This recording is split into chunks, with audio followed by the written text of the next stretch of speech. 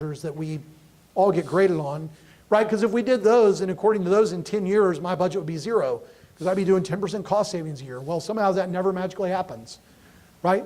If we're honest about that, hey, I'm going to save money over here to put it in this other part of the mission that's a bigger priority, or it's more important. So that's how we're trying to move that. But look, there's no question at my department or any other department, we know there's duplication. And so we're trying to use things like Fatara and some other tools to drive to get to that. And again, there's a lot of ways to do that. I'll tell you honestly, there are occasions where I don't mind being the bad guy, but what I'd like to do is do that with customer service. I'd like to do it by doing it better than the other guy.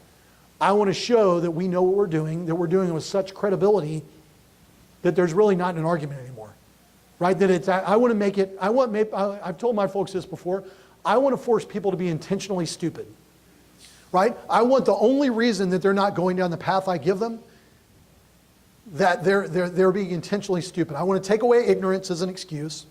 I want to take away my poor customer service as an excuse. I want to make them really go out of their way to do the wrong thing. Now, I'm still going to have a few people that do that, and then that's when you do get out the stick. But in the meantime, I really believe you've got to come from that customer service side. You've got to show that credibility to your customers if you're going to move forward. So just one quick thing before I turn it back over to Richard to wrap it up. A lot of the priorities that you talked about, Max, are things that we do. We're working on with our, you saw ICAM, you talked a little bit about our communities of interest. We're going to reach back out to you to see if we can get in touch with your staff, to get them involved in some of the things that we are working on so that we can help Department of Energy. So thank you so much, and I'm going to turn it over to Richard to wrap it up.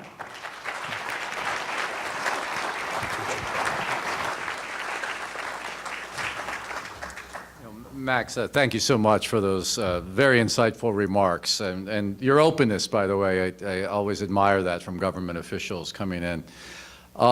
So wrapping up, one more quick thing about ELC.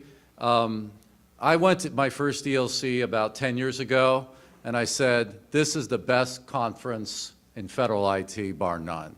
So, and it still is, and it's going to even be better this year. So if you have never gone, I would urge you to try to go, okay? And I realize there's schedules and things like that and budget, but if you really, I mean, the networking you will do, what you will learn, it's a very special experience. And so please try to make it if you can.